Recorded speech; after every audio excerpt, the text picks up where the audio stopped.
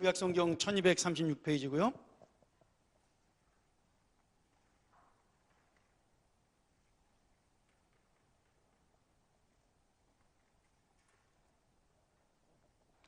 우리 한 절씩 교독하면서 보도록 하죠. 제가 먼저 14절을 보고 여러분 15절을 보고 우리 나눠 읽겠습니다. 느부갓네살이 그들에게 물어 가로되 사드락 메삭 아벳느고야 너희가 내 신을 섬기지 아니하며 내가 세운 금신상에게 절하지 아니하니 짐짓 그리하였느냐.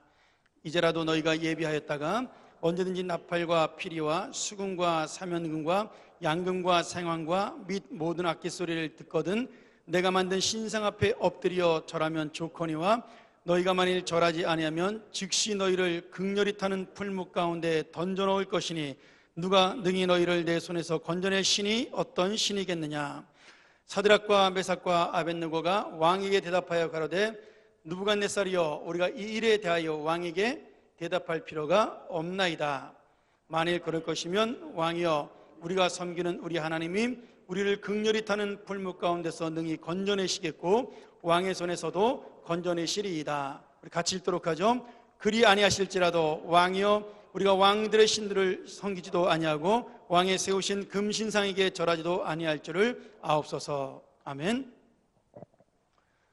아마 오늘 연휴라서 우리 젊은 분들이 많이 또 어디 좀 나가신 것 같아요. 잘 갔다 올 수 있도록 우리 기도했으면 좋겠고요. 그러나 귀한 시간 내서 이 자리에 오신 여러분들은 더 많은 은혜가 있을 줄로 믿습니다. 오늘 우리가 배우는 이 귀한 말씀은 또 너무나 잘하는 말씀이죠. 아마 예수를 오래 믿은 분들은 10번, 20번 이상 들은 귀한 말씀인 줄로 생각이 됩니다. 그럼 우리가 한 번도 다 아는 말씀이지만 하나님이 우리에게 주시는 정말 그 귀한 은혜와 믿음이 무엇인가에 대해서 한 번 더 이 말씀을 가지고 생각해 보도록 그렇게 하죠. 여러분 그 뉴턴이라는 유명한 그 과학자가 발견한 만유인력의 법칙이라는 게 있습니다. 제가 조금 머리 좋은 거 좀 자랑해야 되겠네요. 그 만유인력의 법칙이라는 건 뭐냐면 여러분 그 사과가 이렇게 나무에서 떨어진 걸 보고 뉴턴이 이렇게 누워 있다가 갑자기 머리 한 대 맞고 정신 차려서 그 깨달은 그런 법칙이죠. 뭐 어려운 말 같지만 쉽게 말하면 그 사물은 서로가 끌어당기는 힘이 있다라는 뜻입니다. 그러니까 사과가 땅에 떨어지는 이유는 뭐예요? 땅에서 사과를 끌어당기기 때문에 떨어지는 게 중력이라는 겁니다. 중력.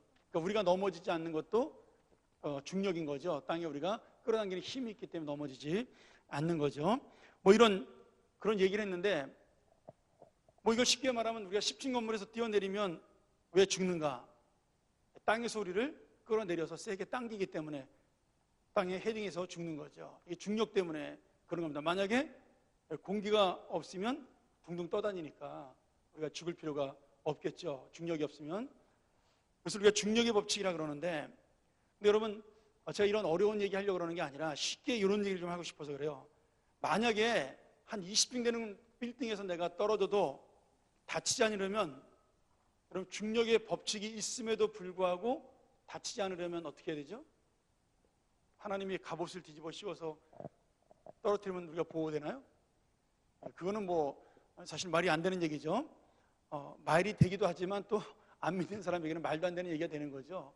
저는 근데 이 말도 안 되는 이런 이야기들을 우리가 하나님의 은혜로 본다면 말이 되는 중력을 넘어서는 하나님의 법칙을 이 세상의 법칙을 넘어서는 또 다른 하나님의 믿음의 법칙을 발견할 수 있다고 믿습니다. 여러분 만약에 30층, 40층, 50층 꼭대기 아무리 높은 빌딩에서 떨어져도 우리가 죽지 않는 방법은 하나가 있습니다. 그것은 공기역학의 법칙을 이용하는 거죠. 이건 또 뭐예요? 공기의 흐름을 우리가 타고 땅에 떨어지지 않는 겁니다. 이걸 또 쉽게 말하면 행글라이더를 타고 날아가면 되는 겁니다.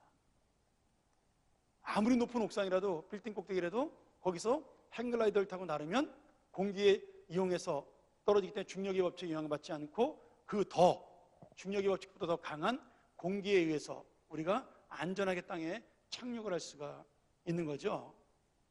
그러니까 우리가 세상에서 말하는 어떤 법칙을 우리가 우리의 힘으로는 이길 수가 없어요. 그런데 우리가 다른 법칙을 이용해서 그것을 이겨나갈 수가 있는 겁니다. 다시 말하면 세상의 법칙은 뭐예요? 우리가 돈이나 권력이나 힘이나 이런 것들이 있어야 이 땅에서 살 수 있다는 게 세상의 법칙입니다. 그것들이 우리보다 강하고 능력 있고 힘이 있다고 말하는 것이 세상의 법칙이에요. 그리고 또 한 걸음 나가서 어떻게 이야기죠? 그 힘과 돈과 명예와 권력에 굴복하는 것이 우리 신상에 좋은 것이다. 우리가 사는 길이다. 이렇게 가르치는 것이 세상의 법칙입니다. 근데 오늘 그 놀라운, 정말 우리의 힘으로 이길 수 없는 세상의 법칙을 이기고 다른 하나님과 믿음의 법칙이고 그 모든 것들을 이겨버린 놀라운 사람 세 사람이 나오는 거죠. 오늘 여러분, 사드락과 메삭과 아벳느고는 그 정체를 알아야 됩니다. 사드락, 메삭, 아벳느고가 원래 뭐 하던 사람이죠? 포로로 잡혀온 사람입니다. 남유다가 멸망하면서 거기서 이 느부갓네살 왕이 인재 등용 정책을 써서 똑똑한 사람들을 포로로 잡아와서 그들을 감옥에 가두거나 노예로 쓰지 않았어요. 거기에 왕족이나 귀족들 중에 아주 현명한 사람들을 잘 뽑아가지고 그들을 자기 나라의 리더로 삼기 위해서 교육을, 영재 교육을 시켰습니다. 거기에 뽑힌 사람이 누구냐면 다니엘과 요 세 친구 사드락, 메삭, 아벳느고였어요. 물론 그 중에 다니엘이 제일 출중했기 때문에 다니엘이 나중에 이 전체 그 바벨론을 다스리는 그런 총리가 되고요. 나머지 이 세 사람도 굉장히 똑똑했기 때문에 어떻게 되죠? 한 도를 다스리는, 지금으로 말하면 지사 자리에, 도지사의 자리에 올라가게 되는 거죠. 그렇게 출세를 하게 됩니다. 물론 뭐 이들이 믿음으로 하나님 앞에 잘 살았기 때문에 우상의 제물도 먹지 아니하고 뜻을 정해서 하나님 뜻대로 잘 살았기 때문에 하나님이 그런 복을 주신 거죠. 그렇게 그들이 믿음을 끝까지 지켰는데 그 믿음 앞에 지금 위기가 닥치는 겁니다. 자기들이 영재 교육을 받을 때 고기를 먹지 않던 그런 것과는 상대도 되지 않는 무서운 위기가 닥치는데요. 지금 느부갓네살 왕이 교만해져서 아니면은 우상을 섬기는 그런 종교심이 발동을 해서 그런지는 모르지만 자기 바벨론 나라를 크게 융성하게 만들고 성장시킨 그런 우상을, 쉽게 말하면 몰렉신이나 뭐 이런 바알이나 이런 거겠죠. 근데 보통 우리는 성경에서 이걸 말뚝신이라고 그렇게 부릅니다. 이 말뚝이라는 신의 형상을 크게 만들어서 모든 사람들에게 경배하도록 그렇게 만들었습니다.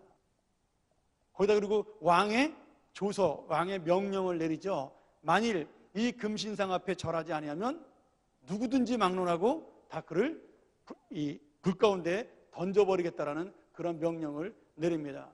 그래서 커다란 금신상을 만들어 놓고 평지에다가 수많은 사람들을 오게 했습니다. 특별히 자기가 사랑했던 모든 신하들을 다 불러서 쉽게 말하면 그 우상, 그 기공식을, 그 중공식을 한 거죠. 그리고 우상 입당 예배를 한마디로 드린 겁니다. 그리고 거기서 잔치를 베풀기 위해서 그게 준비를 한 겁니다. 온 백성이 모였고 모든 신하들이 모여서 그 우상 앞에 절을 해야 되는 순간에 아마 뭐 거기서 북을 치든지 아니면 뭐 징을 치든지 하는 그 순간에 모두가 다 엎드려야 되는데 이 사드락과 메삭과 아벳느고는 왕이 불러서 그 자리에 오긴 왔지만 하나님에 대한 믿음을 지키기 위해 우상 앞에 절하지 않냐고 머리를 숙이지 않았습니다. 그러니 모든 사람이 다 엎드려 절을 하는데 세 사람만 꼿꼿하게 고개를 들고 서 있었으니까 눈에 띄었겠죠. 그래서 이 세 사람을 질투하던 가나안 출신, 다시 말하면 요 바벨론 나라 출신의 다른 신하들이 이 세 사람을 왕에게 일러 바치죠. 왕이 명령을 내렸는데 이 우리의 신 앞에 절하지 않으면 그들을 풀무불 속에, 불구덩이 속에 던져 죽이겠다고 왕이 명령을 내렸는데 당신이 사랑했던 그 사드락과 메삭과 아벳느고가 절하지 않았습니다. 왕이 그 얘기를 듣고 굉장히 마음이 상했습니다. 그리고 화가 났어요. 한번 생각을 해보세요.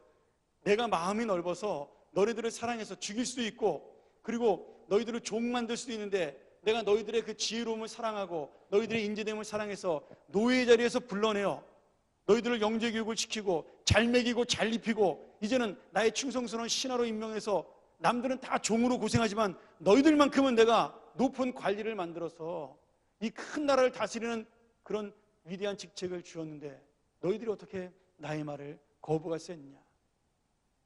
지금 느부갓네살은 우상 앞에 절하는 것, 그것 자체가 화가 난 것이 아니라 자기가 사랑했던 자에 대해서, 그 사랑을 베풀었던 신하에 대해서 충성하지 않는 그 모습에 배신감을 느껴서 더욱더 화가 난 거죠.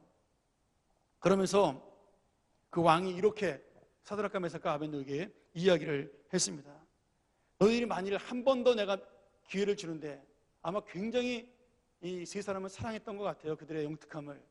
한 번 더 내가 기회를 주는데 너희들이 한 번만 더 풍악이 울릴 때 이 우상 앞에 절을 하면 용서해 주겠다. 그런 파격적인 제안을 하게 됩니다. 여러분, 고대에서 왕의 명령을 거절한 사람을 기회를 준다, 이런 거는 있을 수가 없는 일입니다. 아마 이 느부갓네살은 굉장히 똑똑했던 왕이었던 것 같아요.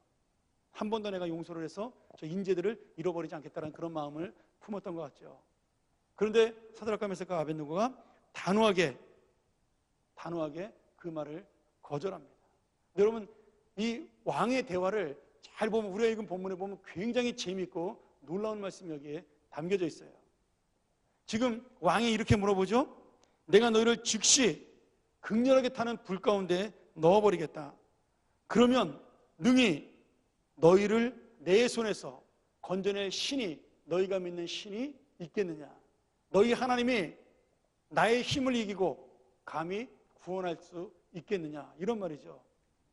아까 우리가 배운 그 말씀대로 따지면 내 법칙이 지금 여기서 최고야. 내가 왕이야. 내가 신이야. 내 말 한마디면 다 죽어.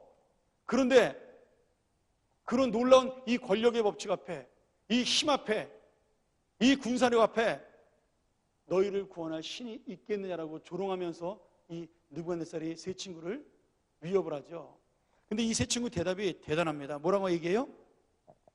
우리가 이 일에 대해서 왕에게 대답할 필요를, 이걸 좀 더 직설적으로 얘기하면 당신하고 대답할 가치조차 없는 질문입니다. 이런 얘기예요. 완전히 왕을 무시하는 이야기죠. 무슨 말이에요? 우리 하나님은 너무나 위대하시기 때문에 당신하고 비교할 가치조차 없다. 당신을 주셔서 구원해냈냐? 그 정도의 수준의 하나님이 아니라 당신을 능히 왕의 자리에서 끌어낼 수도 있고 죽일 수도 있는 하나님이니까 그 말에 대답하는 것 자체가 웃긴다, 이렇게 지금 대답을 해보는 겁니다. 그러면서 또 뭐라 그러냐면, 그러나 당신이 깨닫지 못하고 이해하지 못하니까 왕이라도 우리가 한마디로 대답한다면 분명히 우리 하나님께서는 우리를 구원하실 것입니다. 그리고 만일 우리를 구원하지 않는다 하더라도 내가 당신의 신 앞에, 그리고 당신 앞에 절하지 않겠습니다. 그렇게 대답을 한 겁니다. 그럼 놀라운 대답 아닙니까? 하나님이 어떤 분인지를 좀 정확하게 알고 있는 거죠. 왕을 놀리려고 한 말이 아니에요. 왕을 약올리려고 한 말이 아닙니다. 정말로 이 다니엘의 세 친구 사드락과 메삭과 아벳느고가 갖고 있던 믿음이에요. 하나님에 대한 믿음. 느부갓네살 왕하고는 절대로 비교할 수 없는 절대적인 하나님이시다. 우주의 통치자다. 그러니 나는 이 왕을 무서워할 필요가 없다라는 겁니다. 그리고 만일에 그 하나님이 나를 구원하지 않는다 할지라도, 여러분, 여기에 또 위대한 믿음이 숨겨져 있습니다. 우리가 그리 아니하실지라도는 이 말을 굉장히 많이 쓰잖아요. 그 말의 의미가 뭘까요? 지금까지 살아온 거에 대한 감사함입니다. 그러니 내가 지금까지 살아온 이 은혜만으로도 나는 이미 다 받았습니다. 거기에 그 의미가 담겨져 있는 거예요. 그냥 막무가내로 믿음이 좋아서 내가 하나님 말씀을 순종하고 그런 뜻이 아니라, 내가 지금 살아온 인생, 하나님 나를 구원한 그 인생, 하나님 나를 자녀 삼아준 그것만으로도 나는 충분하니까 지금 죽어도 아무런 나는 여한이 없다는 얘기입니다. 주님이 우리를 사랑하기 때문에 주님의 약속대로 우리를 구원하실 것을 믿기도 하지만, 안 구원하신다 하더라도 그것이 사랑하지 않는 것이 아니라 우리를 위하여 또 다른 길을 예비해 놓으신 하나님의 사랑이라는 거죠. 그리고 그 사랑을 지금 내가 당장 눈앞에서 못 받는다 할지라도 이미 우리를 위하여 준비하신 하나님의 나라가 있다라는 놀라운 믿음입니다. 여러분, 우리가 이런 믿음을 가질 수 있나요? 내가 지금까지 살아온 것만으로도 충분하오니, 그러니 더 이상 나를 돕지 않으셔도, 더 이상 나의 기도를 들어주지 않으셔도, 더 이상 나에게 응답하지 않으셔도, 더 이상 나를 잘되게 하지 않으셔도 나는 죽어도 주님을 사랑합니다. 주님을 믿습니다. 주님의 은혜로 만족합니다. 이것이 바로 세 친구 사드락과 메삭과 아벳느고의 대답이었습니다. 오늘 여러분, 정말 우리 마음속에 그런 감사함과 감동과 감격이 우리가 하나님 앞에 있느냐는 거죠. 왜 하나님이 나를 안 도와주실까? 왜 하나님 나를 안 사랑하실까? 왜 하나님이 나에게 침묵하실까? 왜 하나님이 이런 어려움을 만나게 하실까? 왜 우상은 만들게 하고 이 왕 앞에 나에게 두려움에 떨게 하는 이 순간을 주셨을까? 그것이 아니라 이 모든 어려움과 고통을 내가 지금 만난다 할지라도 지금까지 나를 사랑하신 하나님의 은혜만으로 감사합니다. 여러분, 또 하나의 고백이죠. 그리고 지금 내가 죽는 것으로 끝나는 것이 아니기 때문에 나는 이것으로 또한 충분합니다라는 대답입니다. 여러분, 과거에 대한 완전한 감사가 있는 사람은 현재의 믿음을 지킬 수 있고요, 현재의 믿음을 가지고 있는 사람은 미래의 소망도 지금 함께 갖고 있는 거예요. 그러니까 과거와 현재와 미래는 따로 떨어진 것이 아니라 지금 함께 있는 시간입니다. 함께 있는 믿음이에요. 오늘 여러분, 참된 믿음이 무엇이냐? 그리고 정말 하나님을 기쁘시게 하는 그 믿음이 무엇이냐? 아니, 하나님을 기쁘시게 하는 정도가 아니라 하나님을 놀라게 하는 믿음이 무엇이냐? 그것을 보여주는 것이 바로 이 세 친구의 믿음이죠. 여러분, 지금 느부갓네살 왕이 이 말을 듣고 너무너무 분노했습니다. 자기를 무시하는 것처럼 보였죠? 자기의 신을 무시한 것뿐만 아니라 자기의 호의를 거절하고 믿음으로 보는 것이 아니라 자기의 자존심을 건드리고 체면을 상하게 한 그 세 친구에게 너무나 분노를 했습니다. 그래서 어떻게 해요? 그 불의 온도를 7배나 뜨겁게 올리라고 명령을 합니다. 그 불의 화력이 얼마나 센지 사드락과 메삭과 아벳느고를 던전 사람도 같이 불에 타 죽을 정도로 그 불이 뜨거웠어요. 그런데 말이죠, 우리가 다 읽지 않았지만 이 말씀 속에 이렇게 돼 있어요. 세 사람 가운데 때에 느부갓네살 왕이 놀라 급히 일어나 모사들에게 물어 가로되 우리가 결박하여 불에 던진 자, 불 가운데 던진 자는 세 사람이 아니었느냐? 신하들이 대답합니다. 왕이요, 맞습니다. 우리가 세 사람만 불에 던졌습니다. 25절, 왕이 또 말하여 가로되 내가 보니 결박되지 아니한 네 사람이 불 가운데로 다니는데 상하지도 않았고 다치지도 않았고 그 넷째의 모양은 신대의 아들과 같도다. 당연하죠. 묶었던 줄이 불 가운데 들어갔으니까 다 끊어졌을 거 아니에요. 불이 타가지고 줄은 끊어졌는데 지금 사드락과 메삭과 아벳느고는 하나도 상하지 않았다는 얘기예요. 그리고 그들이 입었던 옷조차도 불에 끄슬리지도 않았다라는 겁니다. 이 느부갓네살이 너무 놀랐어요. 그래가지고는 세 사람을 불렀습니다. 야, 하나님의 종, 이제 진짜 그 사드락과 메삭과 아벳느고가 믿는 하나님이 어떤지를 마음으로 몸으로 느낀 거예요. 두려운 겁니다. 그래서 하나님의 종 사드락과 메삭과 아벳느고가 나와라. 그렇게 그들을 불러내는 거죠. 오늘 여러분, 이 세상, 다시 말하면 그들이 주고받는, 지금 느부갓네살 왕과 신하들이 주고받았던 인간의 법칙을 넘어서, 세상의 법칙을 넘어서, 권력의 법칙을 넘어서 하나님 앞에 온전한 믿음을 보여주자마자 하나님께서 평범한 불은 뜨겁다. 여러분, 이게 우리의 법칙이잖아요. 뜨거우면 화상을 입는다. 더 뜨거우면 불에 타 죽는다예요. 이런 일반적인 모든 법칙을 깨트리고 하나님의 은혜로, 하나님의 인도로, 하나님의 사랑으로 그 세 사람을 살리는 하나님의 놀라운 법칙을 지금 보여주고 있는 겁니다. 여러분, 더 놀라운 법칙이 뭐예요? 첫 번째 법칙이 뜨거운 불에서도 죽지 않는다.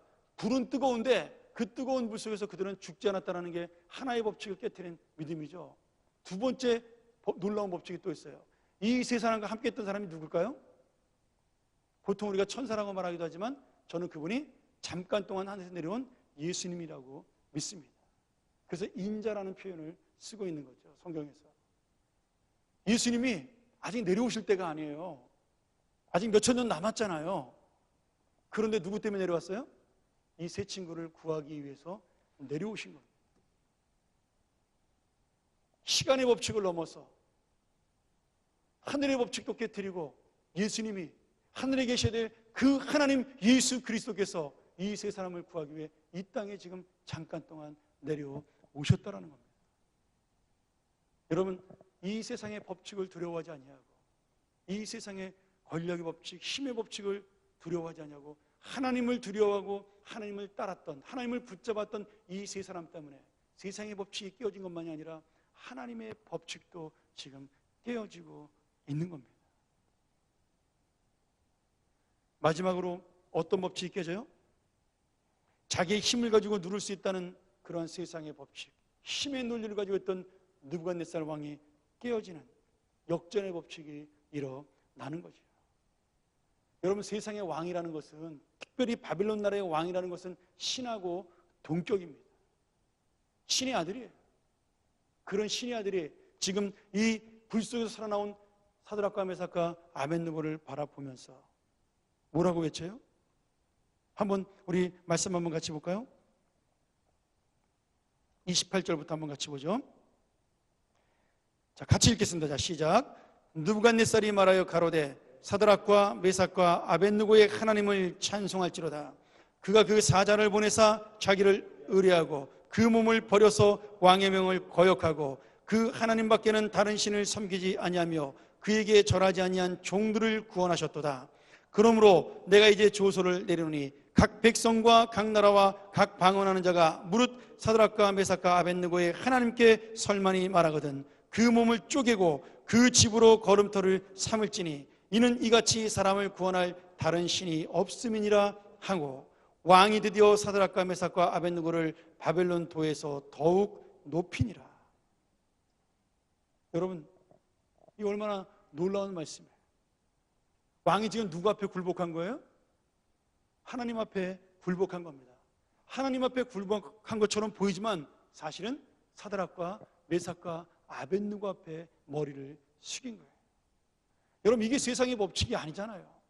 세상의 법칙은 지금 그 세 사람이 머리를 숙여야 되고 세 사람이 무릎을 꿇어야 되고 세 사람이 엎드려야 되는데, 오늘 믿음으로 이 세상의 법칙을 깨트린 이 세 친구 앞에 누가 머리를 숙여요? 온 천하를 다스린 바벨론의 느부갓네살 왕이 머리를 숙인다라는 겁니다. 땅에 떨어져야 될 하나님의 그 명예와 이스라엘 백성의 죄악으로 말미암아 심판당한 이스라엘 백성의 모습을 보고 너희의 신은 죽었다라고, 너희의 신은 아무것도 아니다라고, 우리의 신에게 너희의 신은 졌다라고 말했던 그 모든 바벨론 나라의 사람들이 진짜 하나님이 누구인지를 볼 수 있는, 모든 사람들이 잘 알지도 못하는 하나님 앞에 머리를 숙이고, 만약에 그들의 입으로, 이 설만이라는 말이 무슨 말이에요? 입으로 그를 만만하게 말하면 하나님을 다 벌하겠다는 얘기잖아요. 하나님을 모독하거나 하나님을 우습게 여기면 전부 다 죽이겠다라는 그러한 말씀입니다. 여러분, 이 명령을 누가 내려요? 이방의 왕이 내리는 겁니다. 하나님을 모르는 이방의 왕이 이 세 사람의 믿음을 통해 이 놀라운 자기의 법칙을 깨트리고 자기가 생각했던 모든 힘의 논리를 다 깨트리고 하나님 앞에 머리를 숙이는 놀라운 역사가 일어난 겁니다. 사랑하는 여러분, 이거 보세요. 이스라엘 백성 수백만 명이 하나님의 영광을 땅에 떨어뜨렸어요. 그들은 하나님의 이름을 부르지 못했습니다. 하나님의 영광을, 하나님의 명예를 드러내지 못했어요. 죄악과 우상 숭배로 하나님의 존재를 땅에 떨어뜨렸습니다. 그러나 그 수천, 수만, 수십만의 사람들이 땅에 떨어뜨렸던 이 하나님의 명예를, 하나님의 영광을 오늘 이 세 사람이 온 바벨론 나라 전체, 제국 전체의 영광을 드러낸 것입니다. 이 세 사람이 무엇으로요? 여러분, 지혜로 그런 것이 아니에요. 힘과 능력으로 그런 것이 아닙니다. 머리가 좋고 하나님이신 지혜로 그들이 한 도를 다스리는 도지사의 공무원의 자리는 올랐는지 모르지만, 여러분, 이 전국에 영향을 끼친 것은 그들의 능력과 그들의 지혜가 아니라 무엇이었어요? 하나님을 온전히 붙잡은 믿음 하나였습니다. 여러분, 죽음 앞에서는 도지사의 자리도, 그 머리 좋은 것도 지혜로운 것도 아무 소용없었어요. 왕의 비위를 거슬리는 그 순간에 죽어야 됩니다. 다 무너져야 됩니다. 그런데 유일한 그 믿음 하나로 그 모든 것들을 오히려 깨트리고 부시고 자기들이 가장 높은 하나님의 자리에 올라갈 수가 있었던 거예요. 여러분, 이것이야말로 가장 놀라운 이 세상의 법칙을 깨트리는 하나님의 법칙입니다. 우리의 힘과 능력으로 하나님의 명예를 높일 수가 없습니다. 내 힘으로, 내 능력으로 나의 문제를 깨트릴 수가 없는 겁니다. 내가 가진 그 세상의 명예와 권력으로 불 속에서 빠져나올 수가 없었던 거예요. 그러나 내가 모든 것을 포기하면서까지 마지막으로 붙잡았던 그 하나님에 대한 믿음이, 하나님의 은혜를 구하는 그 믿음이, 과거와 현재와 미래 속에 나와 함께 하실 그 하나님의 놀라운 능력을 소망했던 그 믿음이 이 세상의 모든 법칙을 깨트리고 새로운 하나님의 법칙을 세우는 역사가 일어난 겁니다. 여러분, 숫자가 많아서 이 놀라운 역사가 일어났어요? 천만의 말씀이에요. 수천만의 바벨론 나라 국민 앞에서 이 세 사람이 하나님으로 승리했습니다. 권력이 많아 승리했어요? 수많은 그 신하들 앞에서 온전히 이 세 사람은 하나님의 믿음으로 하나님의 영광을 드러낸 것입니다. 오늘 여러분, 내가 무엇으로 하나님을 기쁘시게 하고, 내가 무엇으로 나의 문제를 해결하고, 내가 무엇으로 하나님의 나라를 세울 수가 있어요? 숫자가 많아서 세워집니까? 천만의 말씀이에요. 우리 교회가 1000명, 10,000명, 수십만 명이 되어도 여러분, 이 믿음을 갖지 못하면 그 교회는 그냥 사람들이 모인 단체에 불과합니다. 여러분, 이스라엘의 숫자가 적어서 멸망했나요? 심판받았나요? 하나님의 영광을 드러내지 못하고 하나님을 비웃음거리로 되겠나요? 우리가 지금 기독교인이 숫자가 적어서 어떤 사람은 800만이라고 그러고 어떤 사람은 많이 줄어서 600만이라고 그러는데, 여러분, 600만이든 800만이든 아무 의미가 없는 숫자예요. 하나님의 영광을 드러내지 못한다면, 믿음으로 하나님을 붙잡지 못한다면 그 600만은 6명만도 못한 숫자에 불과합니다. 오늘 여러분, 우리 한국교회가 숫자가 적어서 하나님의 영광이 땅에 떨어진 것이 아니잖아요. 오늘 내가 예수 믿는 횟수가 적어서, 내가 예수 믿는 연수가 짧아서, 아니면 직분이 없어서 하나님의 영광을 드러내지 못하는 것이 아니지 않습니까? 주님께 받은 내가 은혜가, 감사가 적어서 그 은혜를 내가 깨닫지 못하기 때문에 내가 이 문제를 해결하지 못하고, 내가 이 아픔과 고통을 이겨내지 못하고 쓰러지는 것이지, 여러분, 내가 힘없고 능력 없는 이 세상에서 바라볼 때 정말 아무것도 아니기 때문에 그것 때문에 내가 못 이기는 것이 아니라는 겁니다. 물론 나는 힘이 없죠. 능력도 없죠. 그러나 그것보다 나에게 믿음이 더 없기 때문에 문제라는 겁니다. 여러분, 내가 가진 믿음이라는 거, 내가 가진 능력이라는 거, 내가 가진 힘이라는 거, 더 큰 힘 앞에, 더 큰 능력 앞에 가면 다 깨지게 되어 있는 겁니다. 아무리 큰 권력을 가지고 있어도 그보다 더 큰 권력이 나타나면 그때부터 그 권력은 죽은 권력이 되는 것이죠. 아무리 많은 돈을 가지고 있어도 그 돈을 사용할 수 있는 건강이 없이 병원에 누워 있으면 그것으로 끝난 인생이 되는 겁니다. 내가 아무리 많은 명예를 가지고 있어도 여러분, 사람들은, 나를 기억하는 사람은 극소수에 불과한 겁니다. 오늘 여러분, 내가 무엇에 굴복하고 내가 이 세상에 어떤 법칙에 머리를 숙이나요? 천만의 말씀입니다. 우리가 하나님의 믿음으로 이 세상을 바라본다면 우리가 이 세상의 법칙에 머리 숙일 필요가 없는 겁니다. 오늘 여러분, 불 속에 들어갔는데도 끄슬리지 않았어요. 불에 타 죽은 정도가 아니라 옷도 하나 끄슬리지 않았습니다. 말도 안 되는 법칙이잖아요. 뜨거우면 타 죽어야 정상이죠. 예수님께서 하늘에서 내려오셨어요. 이 세 사람을 위해서 말이죠. 온 인류를 구원하시기 위해서 예수님이 내려오시기 전에 이미 이 세 사람을 구원하시기 위해 예수님이 내려오셨다라는 말씀입니다. 그 누구 앞에도 단 한 번 고개 숙이지 않던 느부갓네살 왕이, 세상의 모든 권력을 한 손에 쥐고 있던 느부갓네살 왕이 아무도 시키지 않았지만 스스로가 머리를 숙이고 이 세 사람 앞에 굴복하고 하나님을 경배하고 찬양하는 놀라운 역사가 일어난 것입니다. 여러분, 무엇으로요? 힘으로요? 권력으로? 능력으로요? 아닙니다. 오직 그리 아니하실지라도 내가 주님의 은혜를 놓치지 않겠다는 그 믿음이 이 세상의 법칙을 바꾸어 놓은 것입니다. 말씀 정리하죠. 오늘 우리가 인생 살면서 이 세상을 바라보면서 힘들고 어려울 수가 있습니다. 내가 주님의 뜻대로 열심히 살아도 하나님이 움직이지 않는 것처럼 보일 때도 있습니다. 이 세상의 법칙을 보니까 나는 도저히 이 세상에서 성공할 수 없는 그러한 지금 환경과 그런 능력을 가지고 있는 보잘것없는 사람일 수 있습니다. 내 문제가 도저히 깨질 수 없는 철옹성 같고 산 같은 태산 같은 벽으로 나를 가로막고 있다고 생각을 할 수가 있습니다. 그 사람을 변화시키려고 그러니까 내가 먼저 죽겠어요. 절대로 그 사람은 변하지 않습니다. 차라리 내가 죽는 게 빠를 것 같다고 그렇게 생각이 될 수도 있습니다. 그것이 세상의 법칙이고 일반적인 우리 마음의 법칙이죠.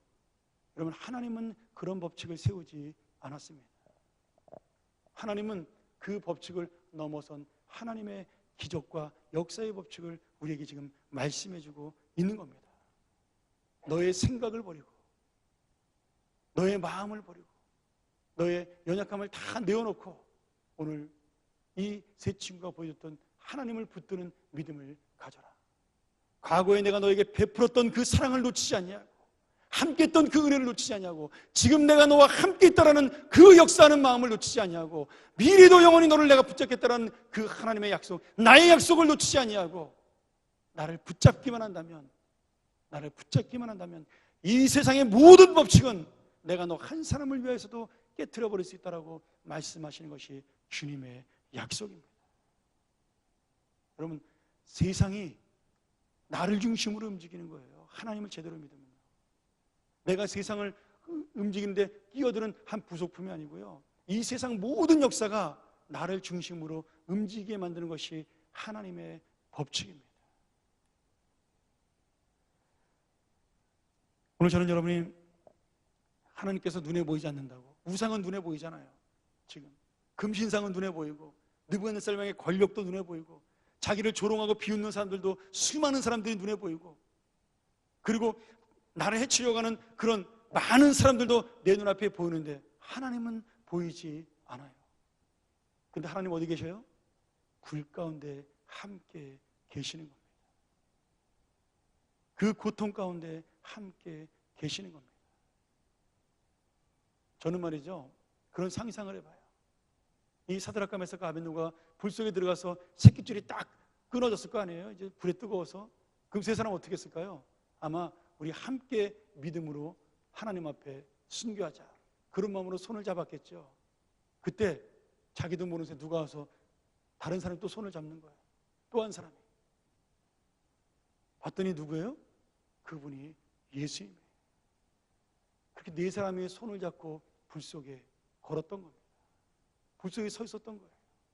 여러분, 누가 놀래요? 바깥에서 그를 바라보고 있던 느부갓네살 왕이 기절할 만큼 놀랐습니다. 우리는 당연한 거예요. 이 세상의 법칙이 나의 믿음으로, 하나님의 은혜로 깨지는 것이 우리는 당연한 겁니다. 우리는 놀랄 필요가 없죠. 사드락과 메삭과 아벳느고는 너무나 담담하게 그 불 가운데서 걸어 나왔습니다. 놀라지 않았어요. 왜? 너무나 당연한 일이니까. 하나님이 불 가운데서 건져준다고, 왕의 손에서 건져낸다고 그 약속을 믿었으니까 놀랄 필요가 없는 거예요. 안 건져줘도 놀랄 필요가 없는 겁니다. 뭐 하늘나라 가면 되는 거니까.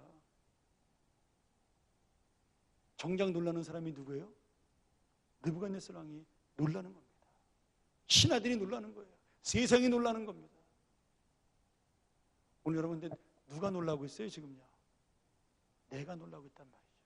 믿음이 없으니까 어려운 일 닥치면 큰일 났구나 이거. 조금만 힘이 들면 이거 어떡하나. 내가 놀라는 겁니다. 이 믿음이 없기 때문에 내가 더 놀라는 거예요. 오늘 여러분, 이왕이면 하나님을 놀라게 해야 되지 않겠습니까? 이 믿음을 가지고, 이야, 저 믿음 보니까 내가 쟤네들 죽였다간 큰일 나겠다. 아이고 놀래라. 저거 빨리 가서 구해주자.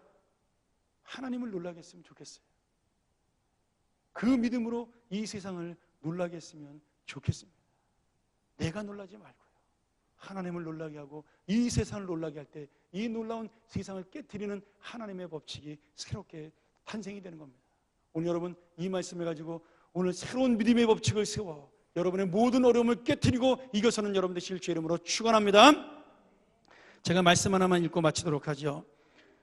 세계 2차 대전 때 독일에게 잡혀가서 유태인 포로 수용소에 갇혀 있을 때 어떤 이름 없는 유태인이 죽어가면서 벽에다가 쓴 그런 한 편의 글입니다. 제가 한번 읽으면서 우리 한번 같이 기도하기를 원합니다. 태양이 구름에 가려 빛나지 않을지라도 나는 태양이 있음을 믿습니다. 사랑이라고는 조금도 느껴지지 않을지라도 나는 사랑을 믿습니다. 하나님께서 침묵 속에서 계시더라도 나는 하나님을 믿습니다. 오늘 여러분, 그 하나님 보이지 않지만, 말씀하시지 않지만, 그럼 우리를 위하여 이 세상의 역사를, 이 세상의 법칙을 바꾸기 위하여 나만을 위하여 준비하고 계시는 그 하나님을 오늘 만나고, 그 하나님과 함께 손잡고 이 땅을 향하여, 여러분의 문제를 향하여 힘있게 걸어나가는 우리 귀한의 평안의 식구들 되기를 주의 이름으로 축원합니다.